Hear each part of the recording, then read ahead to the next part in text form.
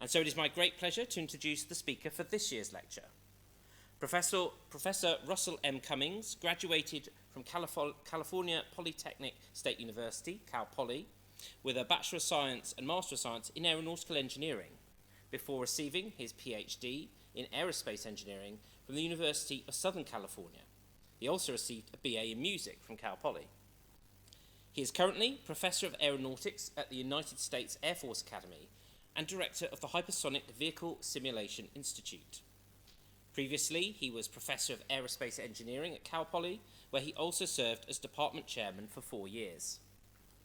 He worked for 8 years at Hughes Aircraft Company in the Missile Systems Group as a missile aerodynamicist and completed a National Research Council postdoctoral research fellowship at the NASA Ames Research Center, working on the computation of high angle of attack flow fields. He is a fellow both of the Royal Aeronautical Society and of the AIAA. Professor, the floor is yours.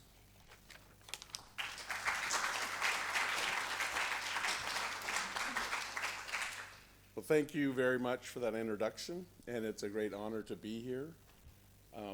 I have to admit that when I received the invitation, I wasn't completely sure what I was going to talk about. I knew what usually happens, that you go over some of Lanchester's concepts, ideas, discoveries, and then try to tie that into your career and what you've done.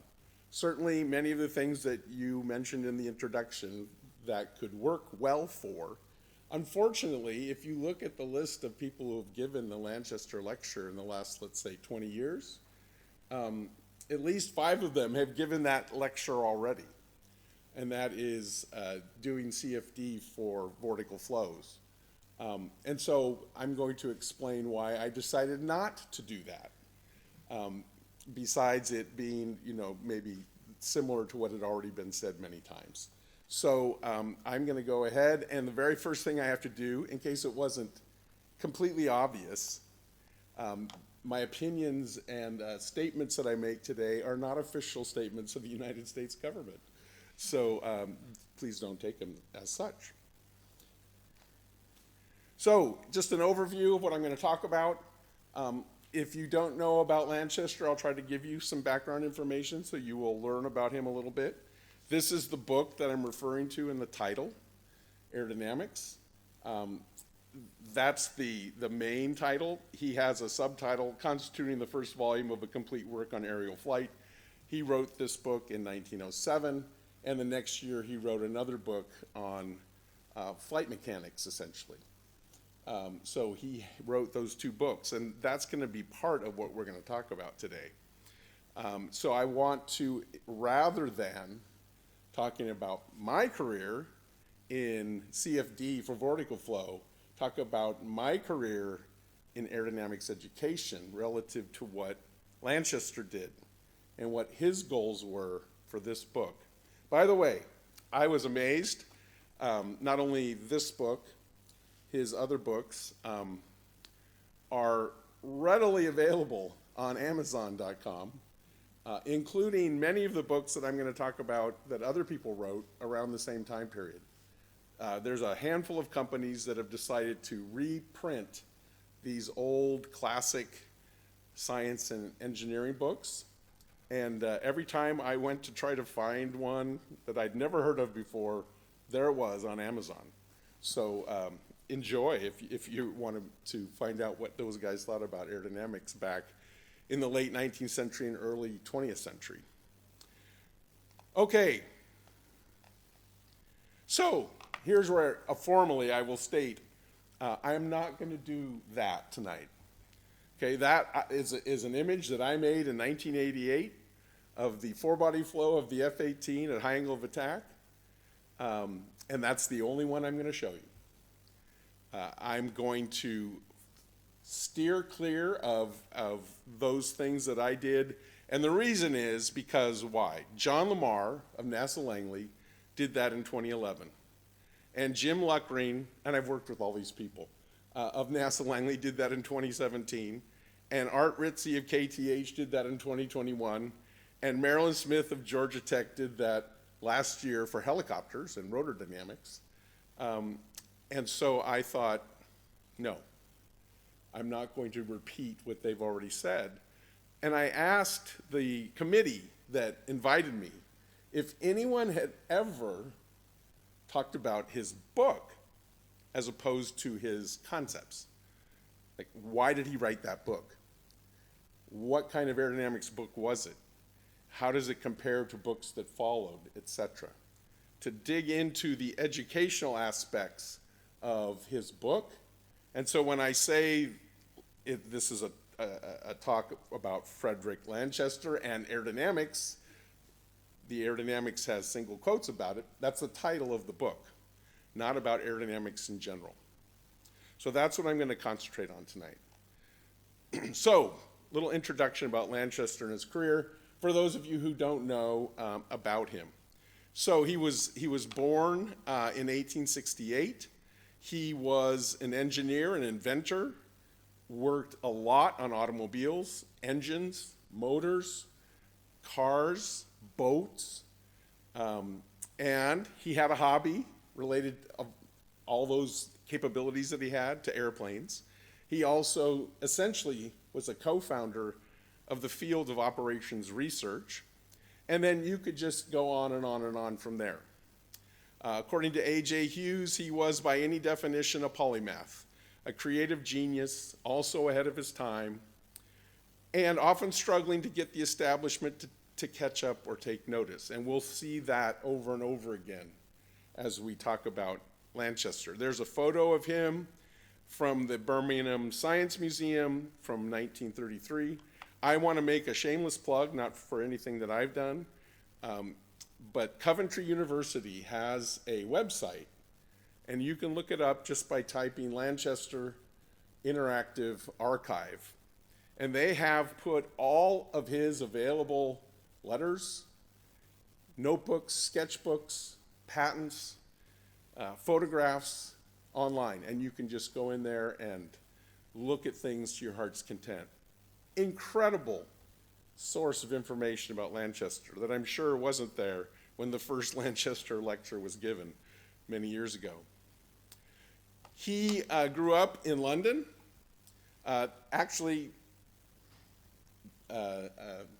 Wikipedia says he grew up in St. John's Woods. I don't think that's true. More people say he grew up in Lewisham. And then he moved at a young age to Hove, down by Brighton. He studied engineering after he finished his earlier studies at the Hartley Institution, which is now the University of Southampton, and the Normal School of Science in Kensington, which after a few iterations became Imperial College. And he also took some night classes at Finsbury Technical College, which eventually was closed, and then whatever was going on there was incorporated also into Imperial College.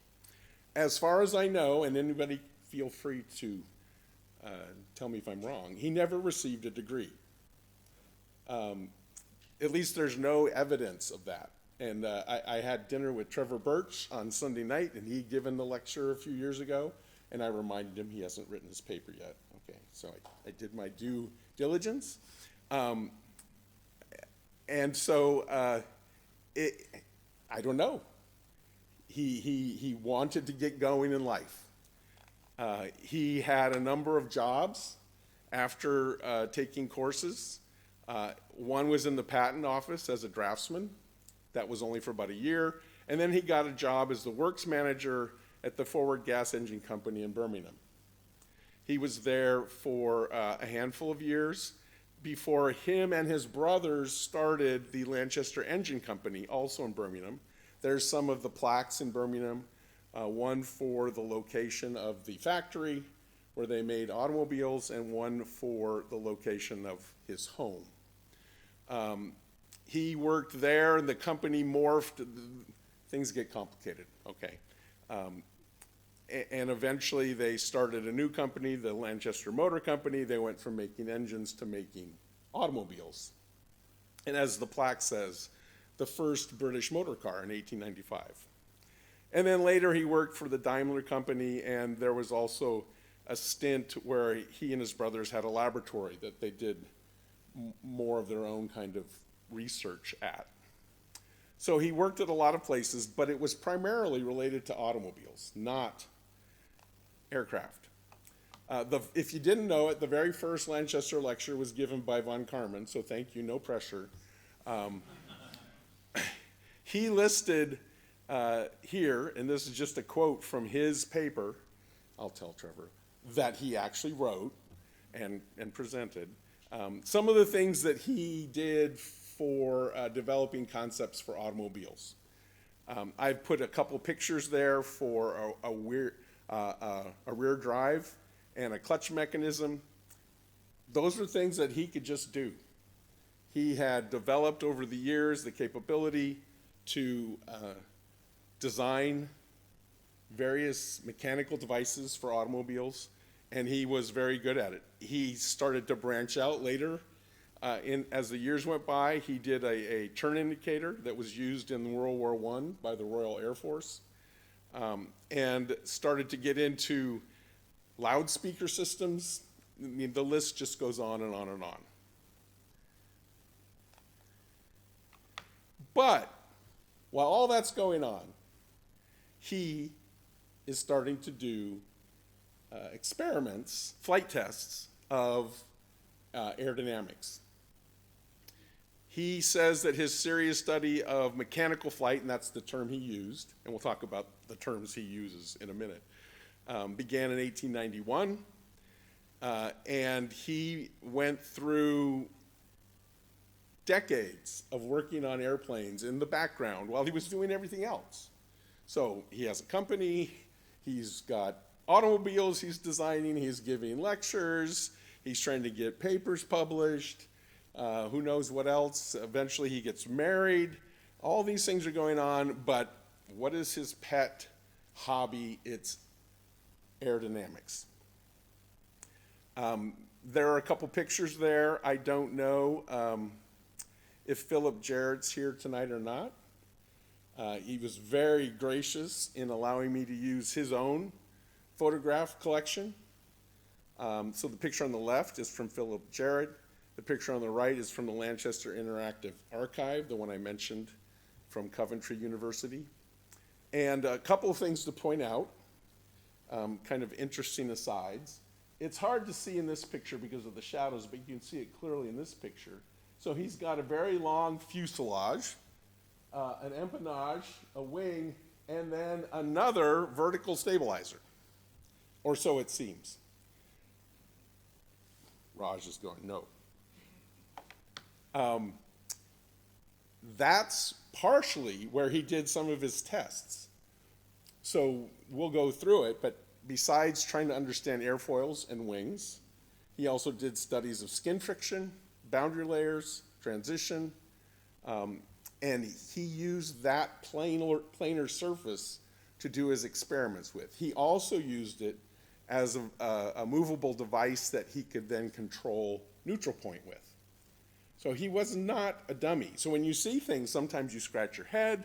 What was he thinking? What was he doing? But then if you can find something where he wrote about it, it makes sense. So he did these model glider flights for many, many years. Later, he moved on to designing full-size airplanes. We'll see some of those as well. So what was his output in his career? Some of those things were mentioned already. He was the author of 29 papers and books. The first book was this one, 1907, Aerodynamics. The second book in 1908, again, was about flight mechanics. The book, Aircraft and Warfare, was actually his first jump into the field of operations research, which he essentially started to create. He even wrote a book on relativity. When I first saw that title, I thought, not the relativity, right? Maybe like relative flight motion or something. No, it was on the theory of relativity. He had a total of 265 patents that were co-awarded to him, so you can look those up. There's one of them there. Many of those, if not all of them, are at the archive. And so he was a pretty busy guy. He was the fellow, he was made eventually a fellow of the Royal Society, received an honorary Doctor of Laws from Birmingham University, and then honorary memberships and honorary fellowships in mechanical engineering, automotive engineering, aeronautical engineering societies around England, and ended up receiving the gold medal of the Royal Aeronautical Society in 1926, the Daniel Guggenheim Medal in 31, and then the Institution of Civil Engineers Ewing Medal in 41, and the James Watt Medal of the Institution of Mechanical Engineers in 45. So he must have been doing something right. And those are the things that we want to look into now. So what were his contributions to aerodynamics? Now here's where I want to do something at this point. If this was a regular Lanchester lecture, I would now tell you what I've been doing for my career in vertical flow CFD. And that's what I'm not going to do. So I'm going to tell you about some of the things I've done relative to aerodynamics education, and then we'll come back to Lanchester a little bit. The very first, so he's doing these flights, he's doing these model airplane flights, and collecting data. He didn't just fly the planes, he was collecting data. Skin friction, resistance, lift, drag, etc. And he went to the Birmingham Natural History and Philosophical Society in 1894 and asked if he could give a lecture. And they said yes. And he gave a lecture, and they clapped, and then they said, we're not going to publish your lecture in our journal. And this begins many decades of frustration for Lanchester in having no ability to publish what he was learning about aerodynamics, which is one of the reasons he wrote the book. He submitted another paper a few years later to the Royal Society of London. Let's just go, all the way to the top. Some members thought it would make more sense if it was in the Physical Society's journal, so he submitted it there, and they rejected the paper. He talks about this a lot in his letters. I have to be honest, and I'll bring this up later. Lanchester was, the best word Trevor Birch and I could come up with Sunday night, prickly. He wasn't always really nice. If you did something to him, you were going to hear about it. And he wrote about it in his letters a lot and in his communication with other people. So one of the reasons he wrote that book is because nobody, up to the point of this book coming out, nobody published a single paper that he wrote. And he was very, very frustrated about that. Eventually, he did get published in a Royal Society journal. The Journal of the Royal Society of Arts published his lecture on aerial flight in 1909. So that was his first ever published paper. But it was 2 years after he wrote a book on the topic. So the first question I had as I'm going through and finding this out about Lanchester is, why weren't they publishing his papers? Because we can look at them now and know, and you'll find out in a minute, what he had been doing and the things he was discovering and the concepts he was developing, and they're right, they're correct. But nobody would publish the papers. So as you read about Lanchester from other people's perspectives, you start to hear the reasons why his papers weren't published. So for example, in 1927, the Royal Aeronautical Society Wilbur Wright Memorial Lecture, where would that have taken place, Raj? I don't know, was this building not yet? Not this building, okay, but he's somewhere in London. Ludwig Prandtl gives a lecture, and Lanchester's there to watch the lecture, and Ludwig Prandtl says, you guys should have given that guy more credit because he figured these concepts out years ago. But I do understand why you didn't figure out what he was saying, because he's a terrible writer. No one can understand what he writes. Well, okay, engineers, terrible writing, that could be true. But to have Prandtl say that while he's giving the Wilbur Wright lecture, while you're sitting in the audience, must have been an interesting moment. Von Karman said he also liked to use his own terminology. He made up his own words for everything and then used them in his papers. And of course, there's no such thing as a nomenclature. So you read what he's writing and you go, what's that? I don't know what that is, whatever that word is. He had a different word for everything. So that's another theory why he didn't get published. Von Karman also, actually, this is a good one, says, well, there really wasn't an established theory of aerodynamics yet. People had been working on it. There had been experimenters like Lilienthal and Cayley and others, but there was no, like, this is the theory of aerodynamics, and now I'm going to publish a paper about that. So the people who were reading his papers didn't know anything about it. So I don't know, maybe you say, well, who is this guy who makes cars talking about aerodynamics? We'll just reject that one. So those are three reasons. Here's some others. Von Karman said, and he said specifically, that this is one of the things that bothered Prandtl, was there was no math in his books, or very, very little math. That he didn't show lots of theoretical development. He did from time to time show how to do calculations. So the practical side of aerodynamics, how to calculate lift, how to calculate drag. He had those methods in there, but no theoretical developments whatsoever. There was also a theory that there was a translation issue between Lanchester in England and Prandtl and his students in Germany, and that it made it even more difficult to understand what he was saying because they were reading his papers in English and they didn't speak English very well. There was an exception to that. Carl Runge of Runge-Kutta fame was at Göttingen at the time, and when they first met with Prandtl, he was there. His mother was English. He spoke English perfectly. And apparently Lanchester and Runge got along very well because they could understand what the other person was saying. And then Philip Jarrett has published in a history journal paper, The Great Divide Theory.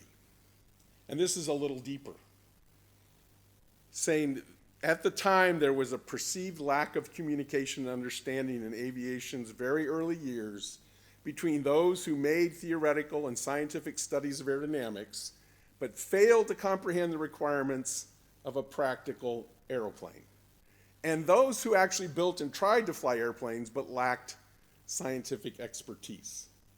While the panel discussion was going on earlier, I was thinking, you guys were saying the same thing, where do you do this from? Where does aerodynamics come from? The very, very practical side that industry maybe we need an answer, to the very theoretical and scientific side that happens at universities. He's saying that divide has been there since the beginning of aviation. I thought of a couple others.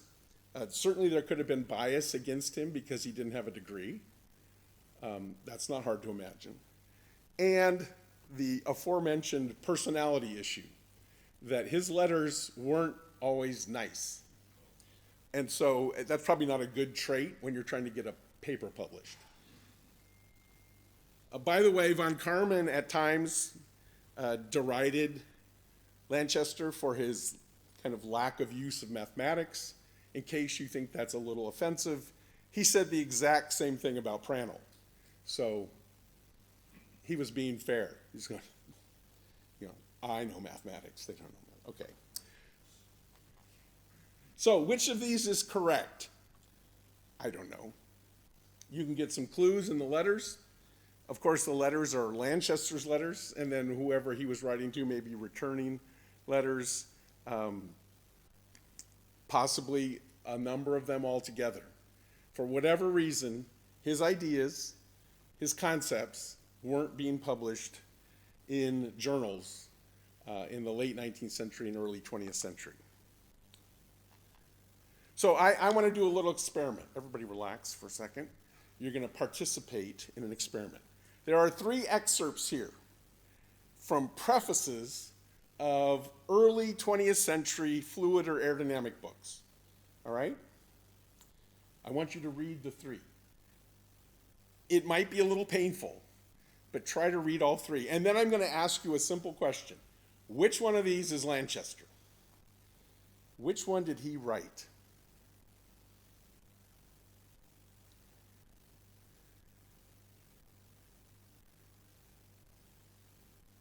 All native English speakers as well. You might be surprised as you read them.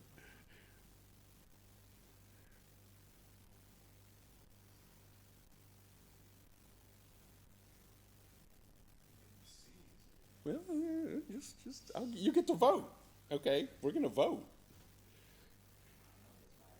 All right, so how many people think excerpt A is Lanchester? Put your hand up. Nobody. I don't see a single hand. Okay. How many think it's excerpt B? Nobody. Am I missing anybody? No. How many think it's excerpt C? And everybody who has put a hand up to this point has a hand up, which is the majority of people in the room. Okay, let's find out the answer. Excerpt A was from the 4th edition of Horace Lamb's Hydrodynamics in 1916. So kind of like the fluid dynamics English, what everybody had to know. I'm going to jump to excerpt C. Was Samuel Langley's Experiments in Aerodynamics in 1902. So the one nobody chose, at least one of the ones nobody chose, was excerpt B. That's Lanchester. And his accusation against him was he was a poor writer. Okay? When I read all 3 of those, I see 3 poor writers, which, okay, of the time frame. But, maybe some of you as old as I am remember from your undergraduate days, the textbooks weren't a whole lot better than that in many cases. I think that's one of the reasons John Anderson's aerodynamics books became so popular. It's because you could read them. So, that's one of those reasons why he wasn't getting published. Here's another one. And I don't want to say anything bad about Lanchester here, okay? But I did say, Trevor Birch and I at least agreed, he was prickly when he wrote letters. In August of 1908, Wilbur Wright was at Le Mans, France, demonstrating the Wright Model A flyer. Lanchester decided to go see him and ask questions. In some of his letters, you find out he was actually interrogating him to find out as much as he could about the airplane. Lanchester also went to visit the Voisin brothers, who had their own airplane, the Box Kite, of the same year, and they were flying it at another location in France. And Lanchester collected information from both these groups about both these airplanes, came back to England and wrote in the Aeronautical Journal an article about the 2 airplanes. Okay, fair enough. The article is written in, I think I say in the next, it's in early December 1908. So he's there in August, he writes the article and presents the paper in early 1908. And here's a table where I just collected things that he had mentioned in his lecture and paper. So some of it's just basic data. How much does the airplane weigh? With fuel, without fuel, with the pilot, without the pilot. Landing gear. Lanchester loved the Voisin's chassis and spring suspension system with 4 wheels because why? It looked like a car. And the Wright brothers were bicycle mechanics, and it didn't look like a car. They just had wooden runners. So he goes down through the list, and there's a quote there at the bottom from Philip Jarrett. He says, "As you read Lanchester's account of these two visits, you detect a degree of reluctance to admit that the Wright airplane was more efficient and flew better than the Voisin." And you can get that feeling. So he publishes this paper, and in the end of December 1908, he sends a copy to Wilbur Wright with a letter. What do you think? So how do you think Wilbur Wright reacted to that? Because he, in the paper, says, "I think the Voisin airplane's better." So here's Wilbur Wright's letter back to Lanchester. The letter's on the right. It's hard to read. It's very short. It's from the 4th of January, 1909. It's only less than a week after Lanchester wrote to Wilbur Wright. And I won't read the whole thing. He says, "I think it will save me much time if I follow my usual plan and let the truth make itself apparent in actual practice." In other words, no, I'm not talking to you. I'm not communicating with you. I'm not going to become your friend. I'm not going to tell you anything else about my airplane. Just watch me fly.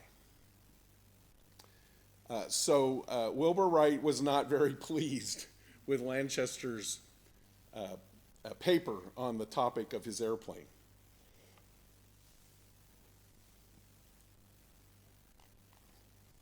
Now, what about his aerodynamics? Now that we have all these controversies out of the way. He spent a great deal of time experimenting with airfoils and wings, like I said, in the late 19th century, starting in around 1891. There's a picture of one of his gliders there in his sitting room in 1894. Many of them look very similar. He had both powered and unpowered versions of the gliders. He could test wing shapes, so planforms, span, aspect ratio, skin friction, all kinds of things he was testing. Other people had done some of those things. Certainly you can look back through time and see a great deal about people testing different airfoil shapes. Not necessarily collecting good data, but collecting, coming up with shapes. But what Lanchester did that was different than everyone else was he figured out the physical cause for what he was measuring. And that was based on the concept of circulation, both for the 2D airfoil and the 3D wing. And that's where von Karman says he clearly excelled anybody else who was trying to understand aerodynamics at the time. He, more than Kutta, more than Joukowsky, had figured out how circulation could answer the question of what was happening to the wing as it was flying. Here's a sketch in Lanchester's book, the Aerodynamics book, of flow over an airfoil. This is just a sketch in a book. But look at all the detail that's right about that sketch. Because it's easy to make a sketch like this and have lots of it be wrong. So for example, the streamlines come closer together over the top of the airfoil, which means the velocity must be going up if we're flying subsonically. Much wider apart on the lower surface. The streamlines are already starting to turn up before they reach the airfoil, and they're continuing to turn down after the trailing edge. You see a wake in the sketch behind the trailing edge. Lots of little details that somehow were in his head. How did he get those from model airplane flights? These were things he was thinking through and trying to understand. In fact, Prandtl tested one of Lanchester's airfoil designs in the wind tunnel in Göttingen, and it was had a lift-to-drag ratio of 17, that's for the wing, which was 10% more than any other model they'd ever tested in the tunnel. And I'm sure Prandtl didn't want to admit that. So what did he do? If we look here, the top left, this is the airfoil right here, and this is the circulation around the airfoil it's creating lift as a 2D element, okay? But then what happens is you have, all those airfoils along the span of the wing, and eventually all that circulation gets fed into two trailing vortices. Here's another sketch that's in the book showing all of that. So Von Karman says Lanchester saw what no one else saw, not even Prandtl. Prandtl didn't understand this mathematically for decades, but Lanchester could clearly see it physically in the late 19th century. And then the famous picture of the wingtip vortex system showing vorticity, shedding off the entire trailing edge and winding up into the trailing vortices. He not only had that concept in mind, but was able to, through measurements and some very simple models that he created, estimate how big that drag would be on an airplane, depending on the shape of the wing. So, but not one lick of induced downwash, okay? Nothing like that, which is how we think of wing theory now.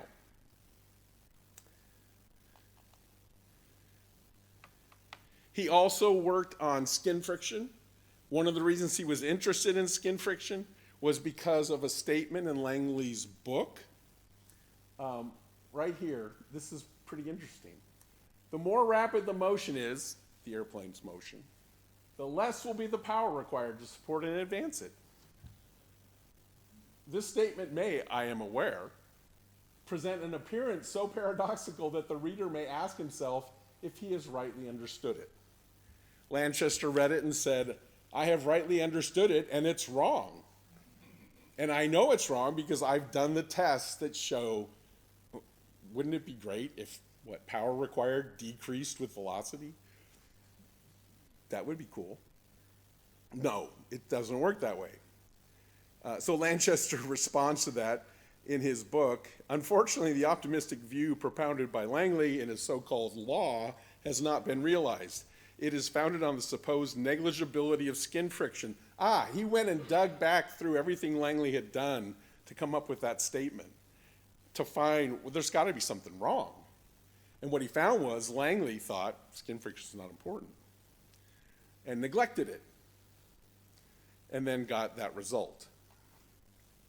That led Lanchester to make this graph, and any undergraduate aeronautical engineering student has seen this graph before, the graph of total resistance on an airplane as a function of velocity. And one of the curves is rising with velocity. That's what? Like friction. And one of them is decreasing velocity. That's due to the wingtip vortices. And he even knew how those things varied. Now, people had known that resistance due to friction varied as v squared for a long, long time. So that wasn't new. But he knew that resistance due to the wingtip vortices decreased as 1 over v squared. He had figured that out in his flight tests. And so he knew that there was this point where those two curves crossed. And if you wanted to minimize power required, that's where you would fly. Lanchester came up with that idea.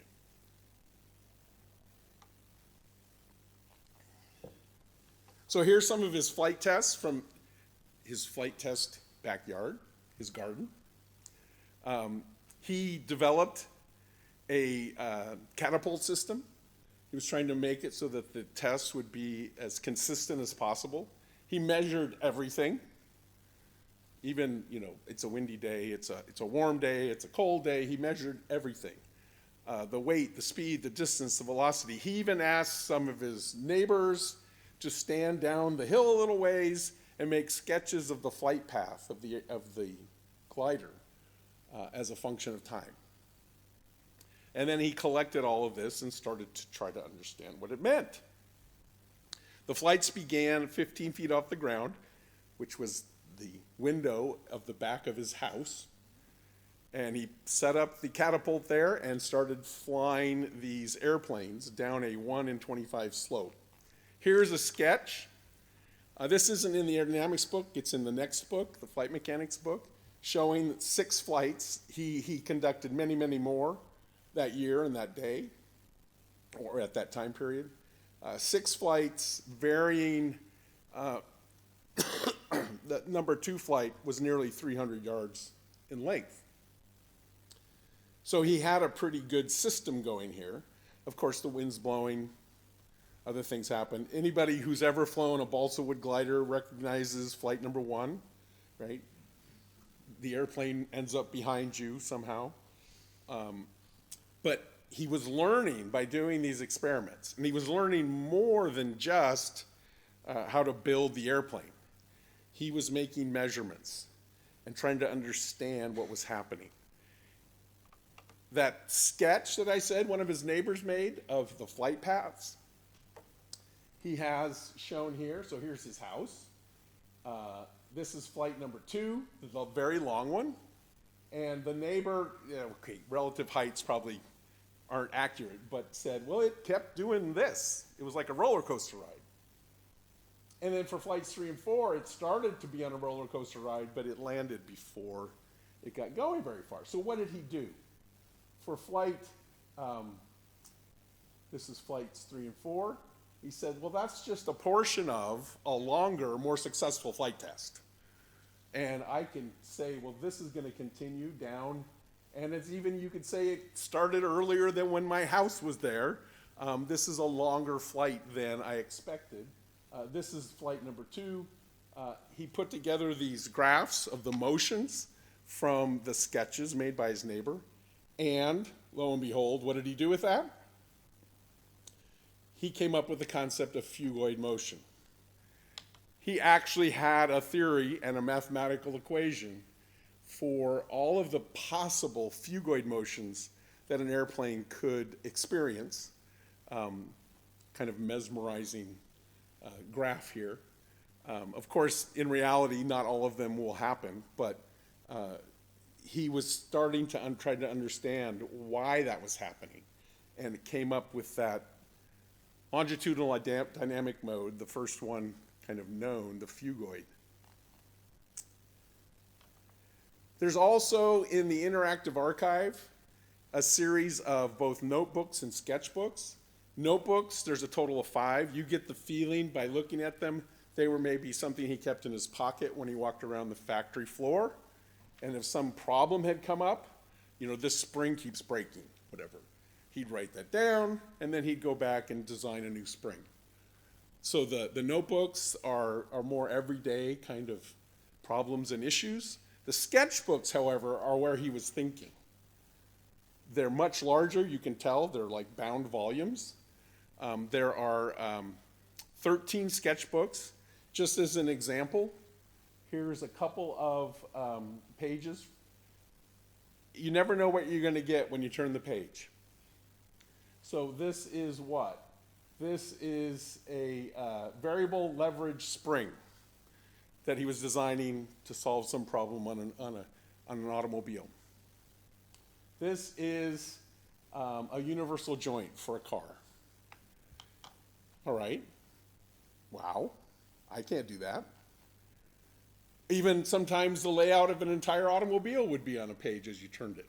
And in fact, this one he built as a prototype. It was an early petrol-electric car from 1927 that he was working on initially in his sketchbooks. And then you'll turn a page, and not for any rhyme or reason, you'll see this. The design of a landing gear, wing, and propeller for an airplane. It's not like they're all together in one place. You don't know when they're going to show up, but intermixed with the cars and the springs and the clutches and everything else are designs of airplanes.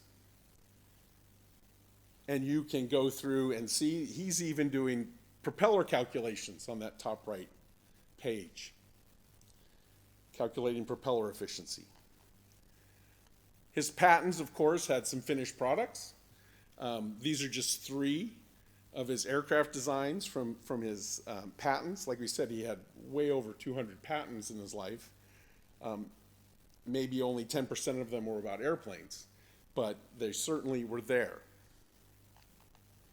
So now, we'll get to the point, hopefully quickly. Why did he write this book? Well, you might have some ideas already. Certainly, he didn't have time to write this book. He was running an automobile company with his brothers. He was walking around designing things for the automobiles on a daily basis, both at the low level and at the higher level, designing the automobiles themselves. A good friend of mine said once, you don't write a technical book because you want to get rich. You write it because you feel as though you have to. He felt like he had to write this book, in spite of everything else that was going on in his life. Now, that's where this connects to me. When I started teaching, I don't know how I did the math. It should be 35 plus years ago, not 40. That's terrible. Ever since I started teaching aerodynamics to undergraduates, I was frustrated with the textbooks. Not because there weren't some good ones. Anderson's book, the first edition, was out by then. The books from when I was a student weren't quite as good. But they always fell into one of two camps. They were always almost completely theoretical, with almost no application, or almost completely application with no way to do a calculation other than, if I know the lift coefficient, I can find the lift. Why couldn't the books have a balance? It's like every time I taught aerodynamics, I wanted to give the students 2 books, which of course they did not want me to do. Why couldn't there be a balance? I had the honor in the summer of 2000 to be a Boeing faculty fellow up in Seattle, Washington, and I got to spend half a day with Bob Kelly Wickemeyer, who was the chief engineer of aerodynamics for Boeing Commercial Airplane Company. And while we're talking, I got up the courage to ask the question that I'd been wanting to ask somebody for a long time. How much of the classic aerodynamic theories that were taught to us in universities and that I'm teaching today are actually used in modern airplane development? And his answer was, as much as I hate to say it, because I love those old theories, but we don't use them very much. We use results of the theories, so vortex lattice codes in an aircraft design team, that's going to be a thing that gets used, and you probably should understand the theoretical presuppositions of that code, what its limitations are, what can it do and what can't it do, but we don't sit around talking about lifting line theory. So that was like, wow, what am I teaching to my students? And so I did this years ago. I started to go back to early professors who taught fluid and aerodynamics and see, well, what did they do? Reynolds, Prandtl, von Karman, Van Dyke at Stanford. I'm not claiming that these guys were all great professors. That wasn't my point. My point was, how did they teach? Where can I find anybody who can write something and tell me, how did they teach? And when I put it all together, I came up with this picture here on the right, what I call be the fluid particle approach. That they always started with a physical picture of the flow field. And they always then went on to the physical mechanisms in the flow that were causing whatever it was to happen.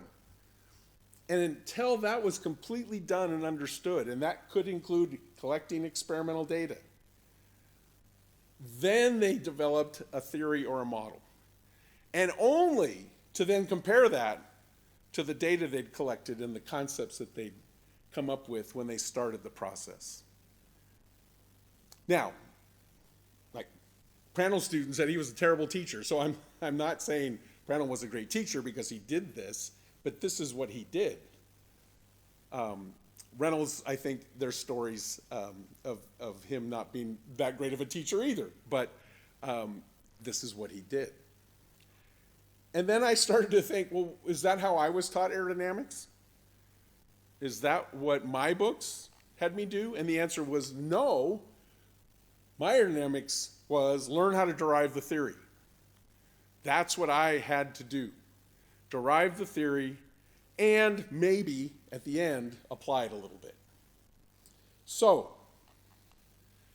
I just thought I'm going to take a bunch of aerodynamics books off my shelf and just look at one section, the lifting line theory section in the textbooks, and think, well, how much of that material is physical aspects of wingtip vortices, the precursor? How much is the derivation of the theory? And how much is the application of the theory? And 60 to 70% of those books, and this is an average, were on the theory and its development. With, depending on which book you looked at, maybe 20 to 35% being about how to apply it. That was frustrating. That was very frustrating. So now we get to Lanchester. Why did he write aerodynamics? This is great. I don't have to guess. He told us. He gave us the answer because he wrote it down in the preface to the book.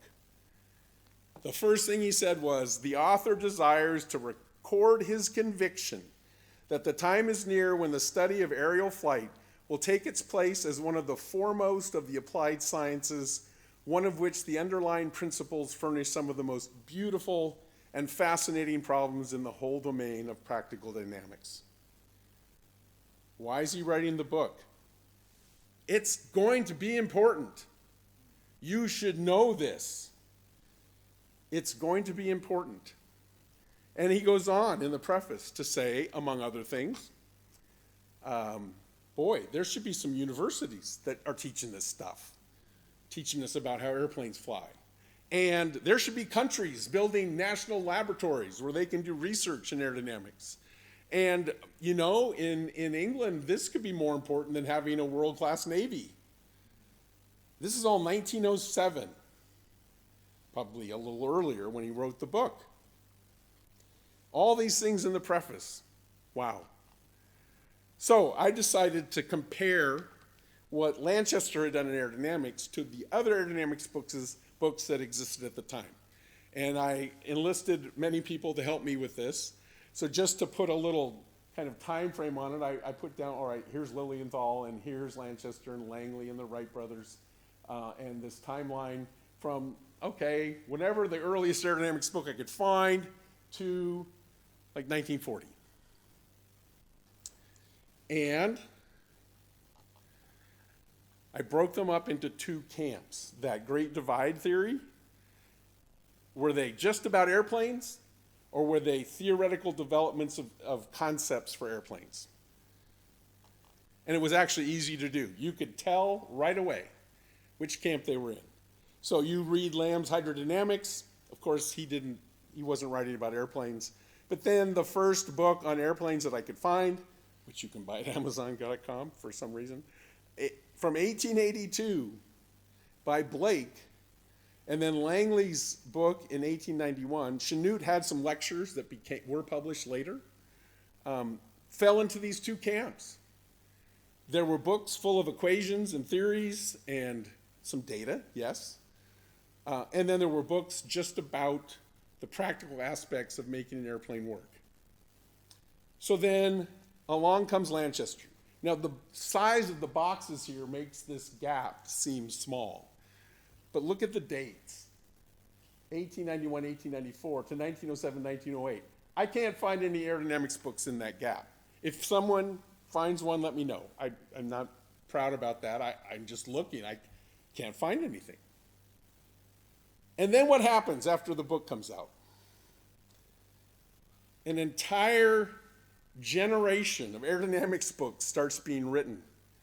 There were so many in 1911, I had to put them all in one box. Oops, sorry. I had to put them into one box.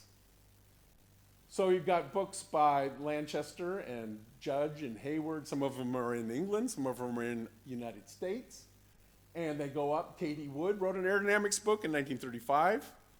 And what I could see was those books that were following Lanchester, and some of them actually referenced Lanchester. So the connection is there. Became the way aerodynamics was discussed in aircraft design textbooks. So if you go look at aerodynamic chapter or volume in a design textbook, it will look like Lanchester's approach. And then what happened after 1920, after World War II was over? A whole host of very theoretical and scientific books. Some in the UK, some from Germany, some in the US. So Monk's book wasn't a book. It was an NACA report that was a book hiding out as an NACA report. And those books, papers, whatever, became the predecessors to the aerodynamic books that I had when I was a student. So this great divide continued well into the 1950s and 1960s. I also wanted to find out, well, who started teaching aerodynamics and where?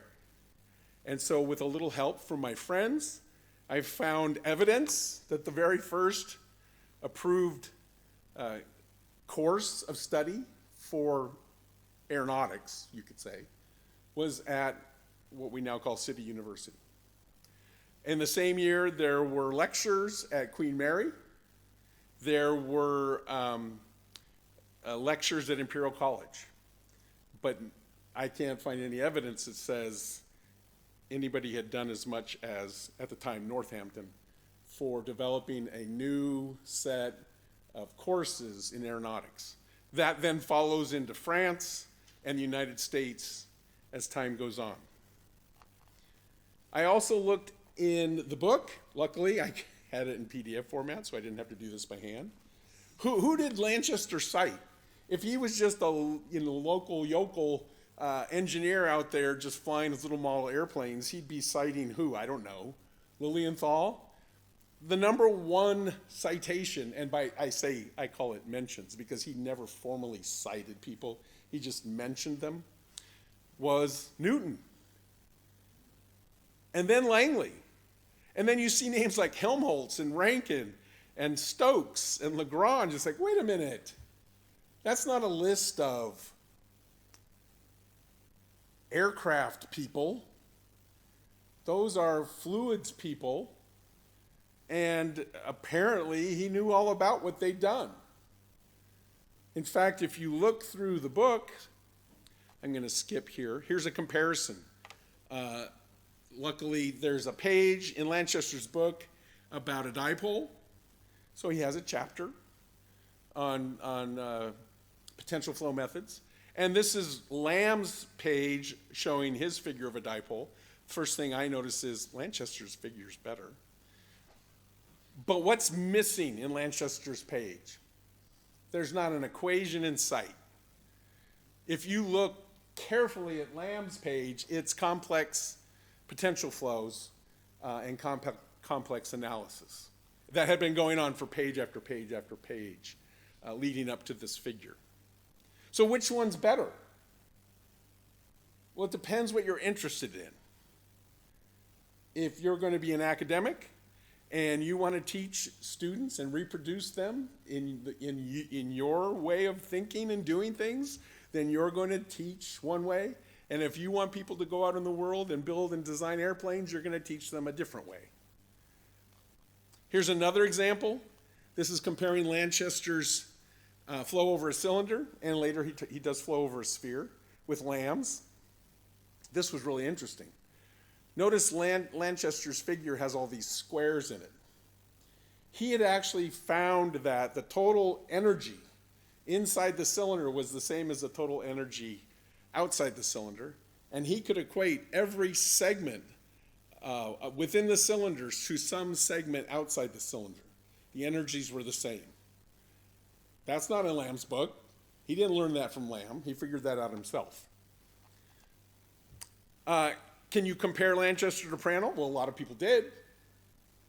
And what do you see? You see Lanchester has pictures showing concepts, and what Prandtl has lifting line theory.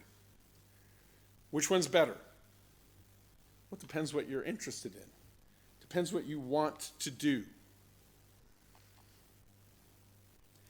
It's interesting, when von Karman looks at this picture, and he talked about that in his lecture, the first Lanchester lecture, he said, you know what the problem for Lanchester was? It was so accurate, it was so good, you could never come up with a mathematical theory for it. It was beyond that.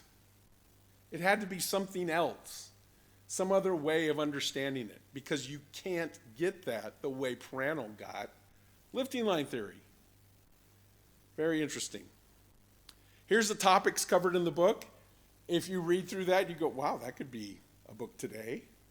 Again, sometimes he's using words that other people don't use, but not all the time. So keep that list of topics in mind. And in the archive, interestingly enough, I found the draft of a new book in aerodynamics for the 1930s.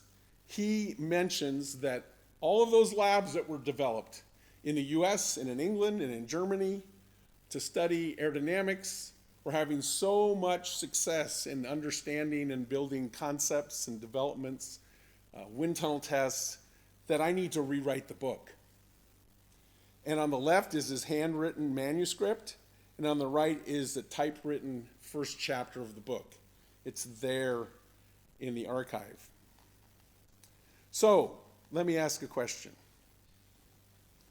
That divide that I saw through almost 1950 between design-related aerodynamics books or approaches and theoretical aerodynamics, I believe continued all the way through when I was an undergraduate. But then some things started to change. And I wonder what Lanchester would have thought of those. Bill Mason in 1992 polled the AIAA Applied Aerodynamics TC and asked two questions. What do you think are the most important aerodynamic ideas that a new graduate should know? And what are the most important items on an applied aerodynamics literacy list for new graduates? Almost everybody universally to the first question said they should know flow physics. That's that thing from before that the professors always started with. The picture, the concept of the mechanism. And then they listed, well, the laundry list. They should know all this stuff. Of course, that's never going to happen in an undergraduate curriculum. But so, yeah, they should know the equations of motion, and they should know about vortices and compressibility, and they should know how panel methods work, and et cetera, et cetera, et cetera. Except, I looked through the whole list. Not one person said they should know lifting line theory. Nobody said that.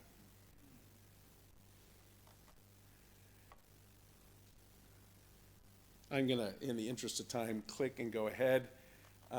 Here we go. What am I getting to? In the year 2010, AIAA Fluid Dynamics TC, which I was on at the time, decided to ask the question, not just what we should learn about aerodynamics, but what we should learn about CFD as undergraduates, and what should be in textbooks that isn't there. And after a lot of work and effort, they came up with 3 possible ways for CFD to be included in an aerodynamics education for undergraduates. And they labeled them with these ingenious names: CFD light, CFD moderate, and CFD heavy. CFD light was, all right, the instructor has maybe videos or CFD solutions that are already done, and he uses them as an educational tool. Okay. CFD medium was a little bit different.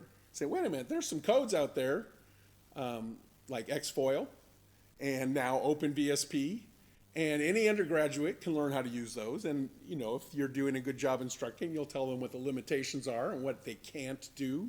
You know, when the lift curve goes to infinity, something's wrong, okay? Why can't they learn to use those and use those in their courses? And I think people mentioned earlier today that that happens. And then there was the CFD heavy, which was teach them to be intelligent users of computational fluid dynamics and to learn aerodynamics through that. We did that at the Air Force Academy in 2003. And the things that the students were learning about while they got those solutions and looked at them, I've included here. And it was far beyond my wildest dreams of what they might learn about. But if you have the velocity profiles over an airfoil, from the leading edge to the trailing edge, and it's post-stall, you can learn a lot just by looking at velocity profiles and skin friction and where flow separation happens and flow recirculation, etc. Shock waves, wings, wingtip vortices, all these things you can see because you have that. We use that in a follow-on course at the Academy where the students actually conduct a supersonic test of a diamond wedge wing. So they collect the pressures on the surface, both near the wingtip and away from the wingtip, and then compare that with CFD and the theories from Buseman and the shock expansion theory. So what's the point here? If I'm going to have an aerodynamics textbook, I think it should be balanced. I think it should have what?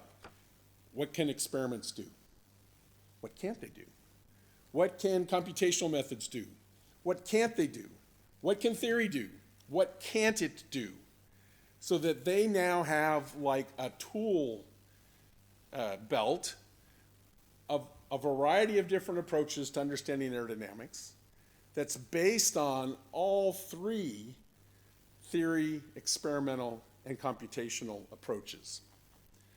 A few people have tried to write textbooks. When we came up with that course in 2003, we looked for a textbook that would go with it, and we couldn't find one. So Bill Mason, Scott Morton, Dave McDaniel, and I wrote a book.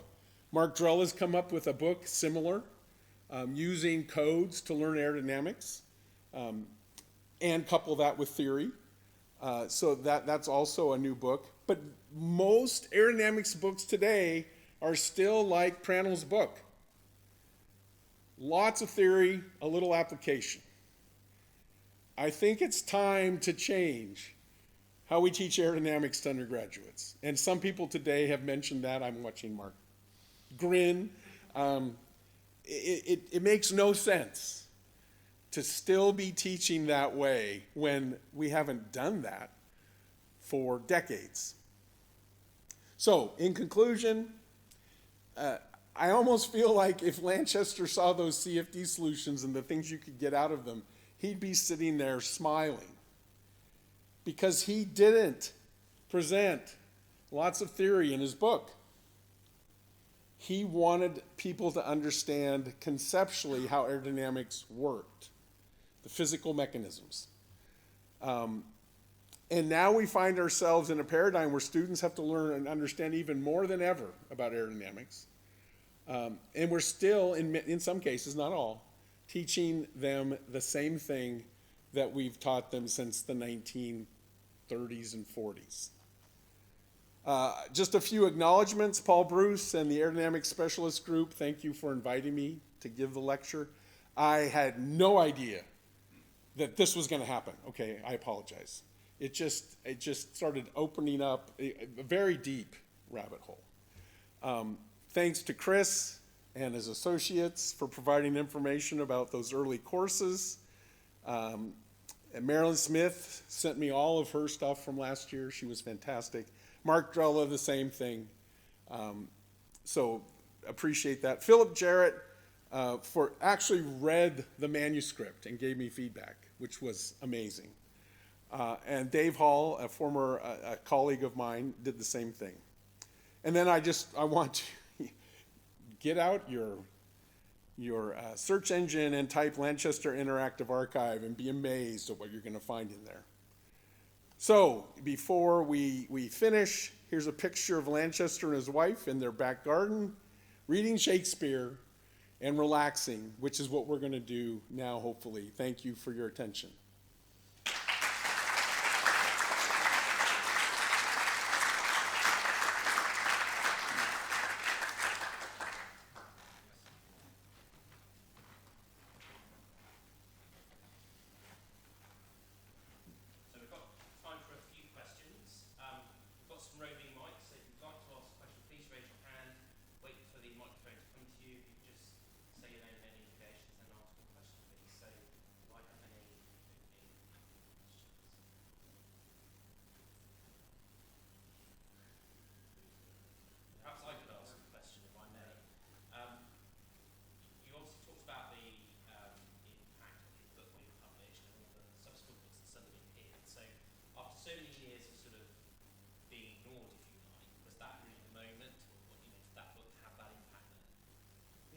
it did for some people, it didn't for others. I mean, that's the book that Franol gets his kind of lesson about Lanchester's concepts from. And that's where he makes his complaint, well, I couldn't understand what he was saying. The concepts I sort of figured out, and I could see what he was saying, but I couldn't read it. Well, he was German and didn't speak English, so that doesn't surprise me. But then other people that followed, instead of pointing back to land, they started pointing to Lanchester. That's what we should be doing. That's what should be in these courses that are being started at the universities. Because we need to design and build real airplanes.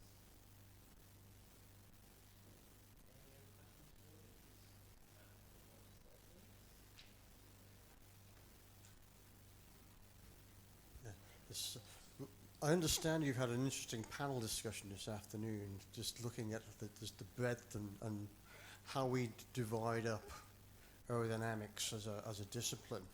I spend a lot of time in my early years setting off CFD calculations and wandering over to a wind tunnel to lift weights on and off balances.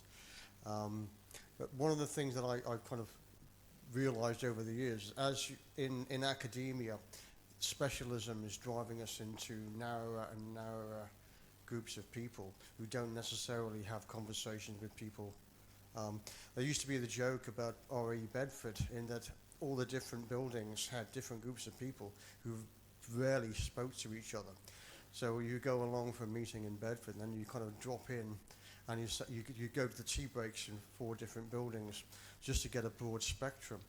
So the issue of how we communicate and how we build aerodynamicists who have breadth. Over recent years, I found myself doing more flight testing than anything else, and looking at the proof of the pudding. And what is your perspective on how you manage to keep breadth, particularly in academic environments where everybody's being driven towards being more and more specialized? How do we keep broad, shallow, broad aerodynamicists as well as narrow, deep aerodynamicists?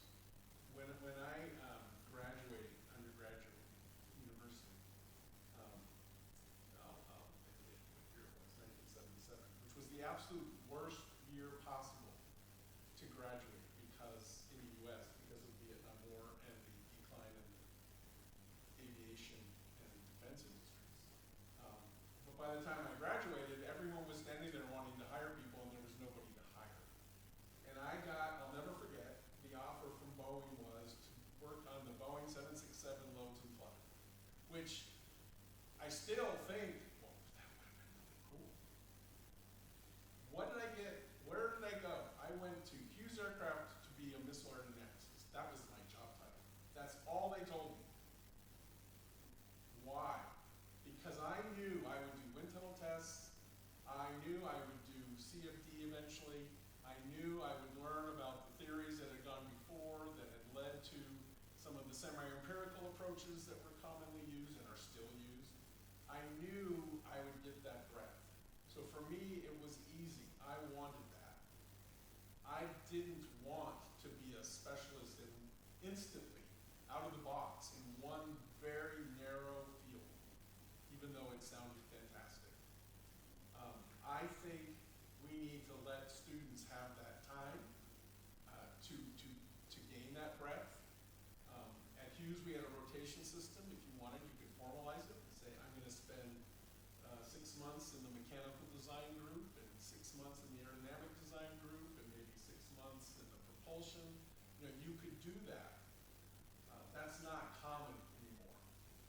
I think it would be really helpful to students as they grow their career to have that feeling for those different disciplines and how they contribute to the overall aircraft. Thank you.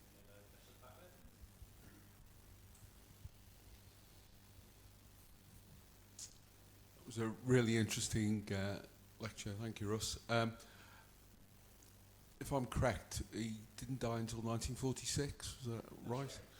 So what was in his later life then? What was his view on how aeronautics had developed? And because he must have seen potentially the start of the jet era. I'm just interested in what his views were then. I don't know. The letters, the volumes of notebooks and sketchbooks end before that. Some people have said that he would on a regular basis clean out his office, by literally cleaning out his office, like throwing everything away. I wish he hadn't done that, especially since somebody came along later and tried to catalog it. It's very hard to find anything out about that, except for whatever he might have written in the new books he was working on. So I'm sorry, I don't have an answer. I have not seen him say anything about that. Thank you.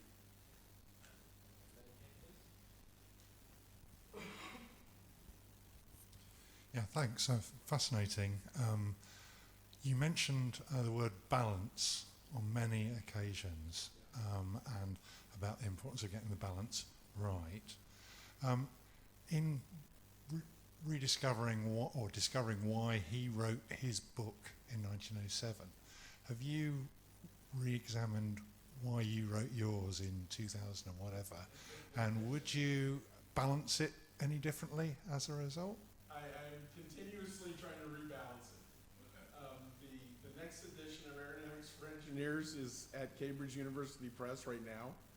And I would say I didn't add a single equation to the book. There's already a lot of equations in the book. I added much more on new aircraft concepts, on things that were talked about today. In fact, I was taking notes. I'm always collecting information for the next edition, if that ever happens. I just think it's important for the textbooks to include that kind of balance, because when you go through 6 or 7 pages of equations and never see the airplane, it gets really old really fast. I had a great critic when I was writing the first time I was asked to be a co-author on that book. It was my, at the time, 4-year-old daughter, whose view of my book was only based on how many pictures of airplanes were in the book. So she would just go through the pages and go, no airplanes, and keep going. Oh, airplane, okay. No airplanes. That was her entire view. Your book should have lots of pictures of airplanes explaining what you're talking about. And I tried to do that. So yes, I think about that all the time. Thanks very much. I think in the interest of time, we'll need to close it there. Perhaps I could ask Dr. Rajnaja to give the vote of thanks, please. Oh, is it you? Oh, my apologies.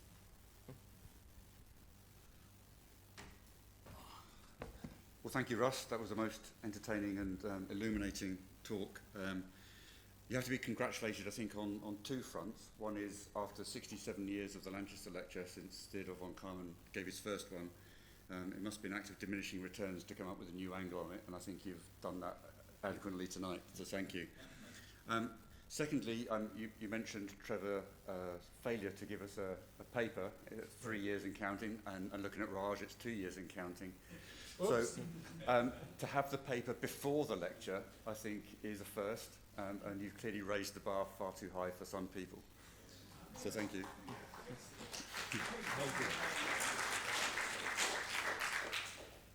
On the subject of your talk, I think the greater divide between theory and physical still exists. We were talking about it this afternoon. Yeah. So to know that it's been around for 120 years probably means we shouldn't expect to solve it by tomorrow lunchtime. Right. So it's this sobering thought. And I look back on people like Lanchester, and there is a danger that we think we're cleverer than our forebears. We might have better tools, but we don't always use them as wisely as they would have done. So that's another sobering thought. Interesting to note his prickly character as well. You mentioned the Phugoid, which he took from the Greek, meaning flight. Right. It actually means flight as in run away, not fly as in an aeroplane, but probably not in our best interest to point that out to him, I don't think, at the time. So yeah, thank you very much, Russ. It's been an honour to have you here and to hear your thoughts on Lanchester and the way he teaches. And as a part-time educator, that's been illuminating. So just a small token of our thanks. Thank you very much. Thank you.